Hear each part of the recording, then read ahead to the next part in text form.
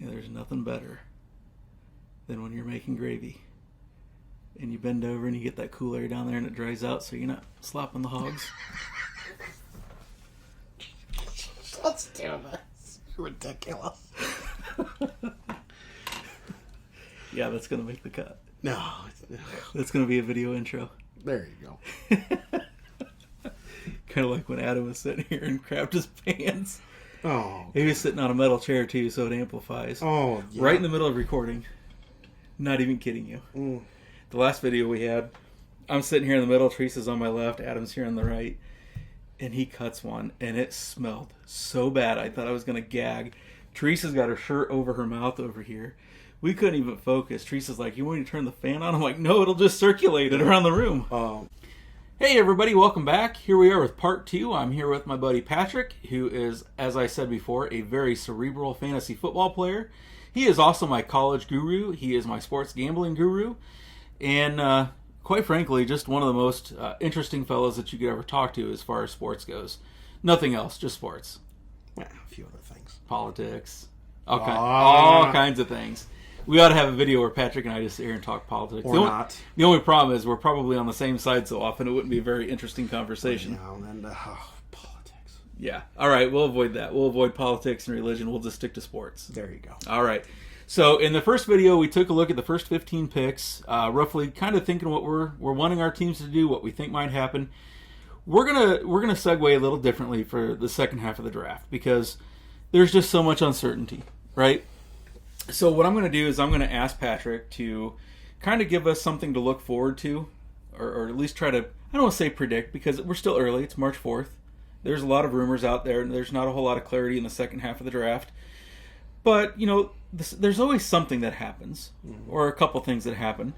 And I want to ask you about those. And if you don't mind, I'd like to start with my Bears. Yeah. Okay, so the Bears don't have the first pick in the second round. They traded that, last year to Pittsburgh for the Chase Claypool.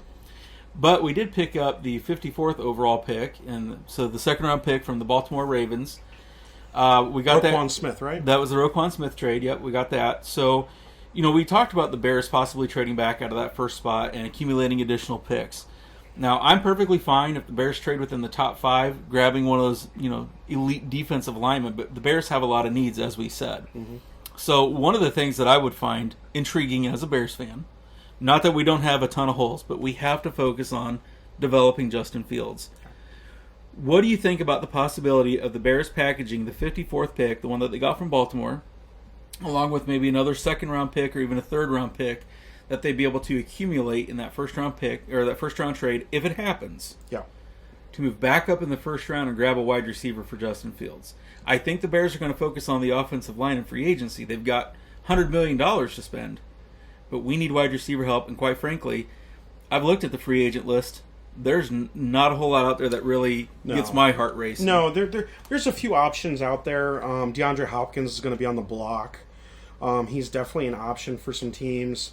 But it's a desert out there if you're looking for a receiver. For instance, New England, their receiver Jacoby Myers. Yep, he might get franchise tagged. He might, which is just a crazy idea for a guy that on most teams is at best their number 2. It is a barren market if you're looking for a wide receiver, and to be honest with you, most years it is. So if you're looking for a receiver in this market, trading that second round pick might be the way to go. You could maybe acquire DeAndre Hopkins, maybe Brandon Cooks. Brandon Cooks has been being shopped at the Combine this week. He wouldn't cost you all that much. He's kind of in the mold of Darnell Mooney, very small, compact receiver, but he can work down the field. He's got a bit of a possession streak to him, so he could work underneath as well. And wherever he goes, he produces, whether it's in New Orleans, whether it was in Houston. Wherever he goes, he produces, which obviously would help Fields a lot. As for trading, that's something you could certainly do. I'm a little skeptical about trading up into the first round to grab a wide receiver, just because I think that there's such a great track record in the second and third round of being able to draft guys that are good players. Claypool, for instance, was drafted in the second round. There's a lot of really good receivers T. Higgins, I believe, was a second-round pick. He's a guy that I think the Bengals are going to have a decision to make, I believe, this offseason on. Been hearing a lot of rumors around the Bears and T. Higgins. Well, I mean, there's good reason for that. He's a great player.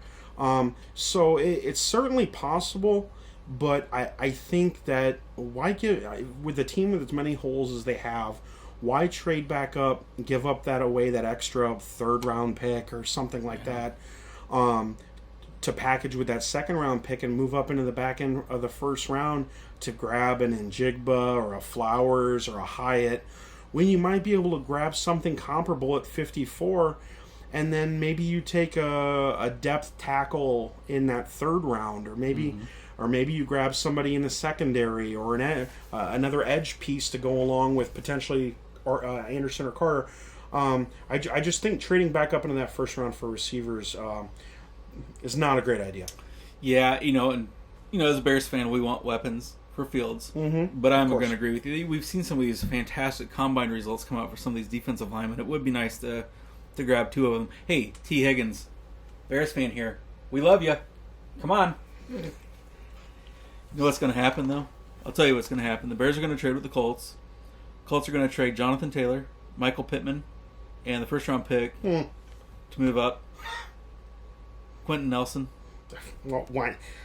Well, as long as you throw Austin Kelly in there and get that expensive contract off the books, I don't foresee that happening. And the funny part is Chris Ballard's going to have no say in the matter. Irsay is going to do it for him.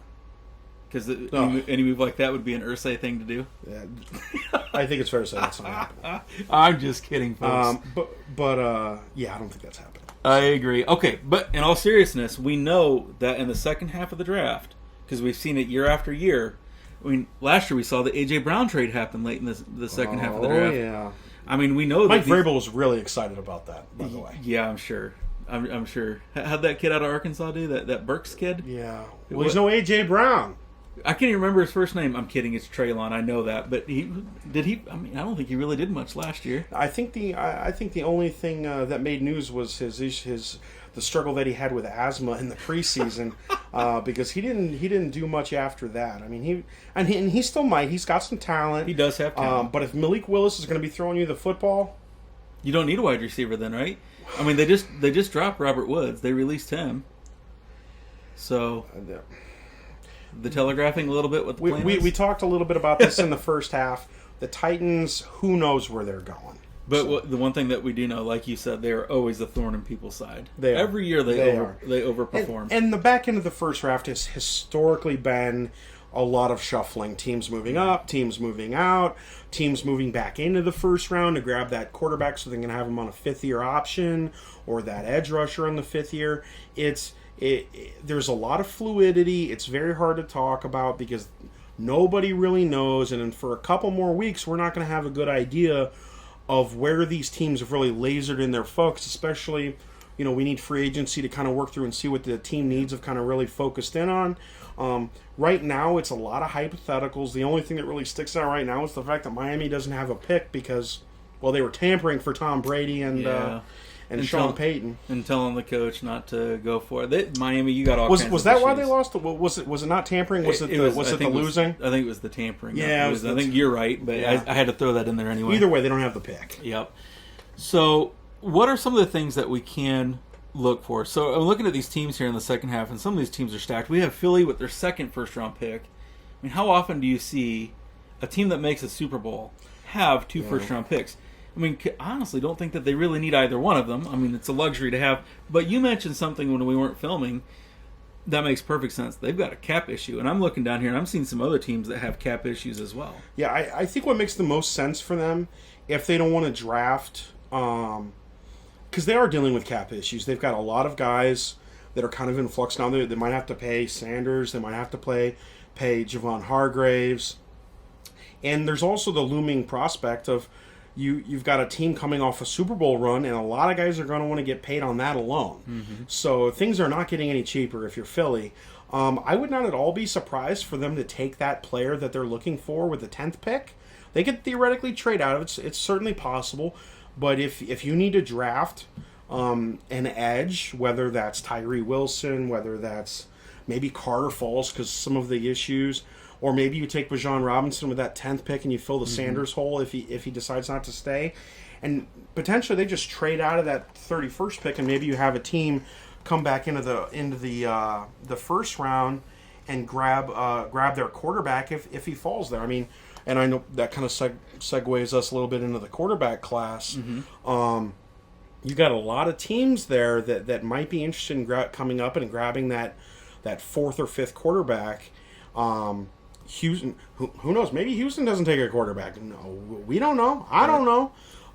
Obviously, Indianapolis is in the same boat. The Rams, Stafford's not getting any younger. Right. There's a lot of teams in that early part of that second round that can move back up, and you could see a team like Philly potentially trade out.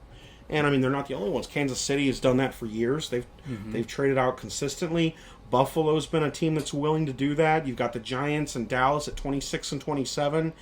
The Giants have up until last year, they've had a long history of leaking their intentions on who they kind of like out into the media, and then they've gotten jumped. I believe it was a couple of years ago. They got jumped for Devonta Smith by the Eagles. Yep. So did you see those reaction videos on YouTube? Yeah. Oh man, highly entertaining. That was awesome. Their fans were not big fans of that, and they shouldn't be, because Devonta Smith is a wide receiver 1. He absolutely is. He's a wide receiver 1 who's in a wide receiver 2 role, which is just crazy. But yeah, that's Philly for you. So, I love my Bears and I love my Colts. I know you love the Colts. To me, there's 2 teams in the first round for me, and feel free to agree or disagree or elaborate. But for me, the 2 teams that are the most intriguing is Philly, because they have the 2 first-round picks. They've got cap issues. So is it possible that they release some of these veterans and fill those holes with these 2 picks? Absolutely possible. I mean, I could see that happening. Miles Sanders, I think that may have been just the absolute perfect example. They let Miles Sanders go. They bring in Bijan Robinson, who's probably more talented. So now they've increased the talent level for less money. Yeah, it's a win-win. Yeah, we talked about it a little bit earlier in the first part. I mean, Bijan Robinson right now on DraftKings is the favorite to be drafted by the Eagles at plus 275. I'm certainly not taking that because the draft is so volatile, and it's hard to know where these guys will end up falling, and at a number like plus 275 is pretty short. But at the end of the day, there's a reason why he's plus 275 going to the Eagles, and it's because Miles Sanders is not going to be cheap, and Javon Hargraves, the pass rusher on their defensive line, he's not going to be cheap either, and they have the luxury of potentially being able to grab an edge or to take a luxury pick like Bijan Robinson, and they could go in a lot of different directions. And they might trade 31, they might trade 10. Who knows where they go? I mean, a lot of this will be dictated by free agency, but they're in a good position right now, and a lot of this will be dictated in the next week or so. I completely agree. And here's the second team that intrigues me, and this pains me to say this, but there is a lot of intrigue about what this team is going to do, what their future looks like. And I'm going to start off by saying they have, I feel like, elite weapons at wide receiver. They have an elite offensive line. They have a ton of talent, although Jamal Williams is a free agent. They still have DeAndre Swift. But I'm looking at Detroit, who has 2 first-round and 2 second-round picks. They have their own picks, but don't forget they've got the Rams' first-round pick for the Matthew Stafford trade, and they've got Minnesota's second-round pick in the T.J. Hawkinson trade. They've got 4 picks in the first 2 rounds. Yeah. Do they stick with Jared Goff as quarterback, or do they use all 4 of those picks to maneuver however they want to strengthen that defense? Well, they've got a lot of holes that they've got to fill. The offensive line is a set it and forget it outside of Goff. I think he's probably their guy, but they traded Hawkinson last year, so they've got a little bit of a hole there at tight end. But the tight end class, as we'll talk about here in a little bit, very deep. You could get a guy later. They really need to get Aaron Glenn and that defensive staff some help. They could use some defensive line help. They could use a corner help. The markets haven't come out yet, but I'm sure corner will be a position that will be likely to be favored to be the first pick, the first positional group taken by the Lions. They need one bad, whether it's at corner, whether it's at safety, to pair along with Okudah, who's not been, by the way, the top 5 pick that they thought he would be. He's been very mediocre, for lack of a better term. So they could take a linebacker, but in the first round, I mean, linebackers tend to get valued unless you're an edge linebacker, which they don't run that kind of system. They run a 4-3 system, but they need to pair Aiden Hutchinson with some talent either on that defensive line or get Okudah some help in the secondary. But they've got the picks to do it. Yeah, they've got the 6th pick, the 18th pick, the 49th pick, and the 56th pick. So 4 picks in the first 2 rounds.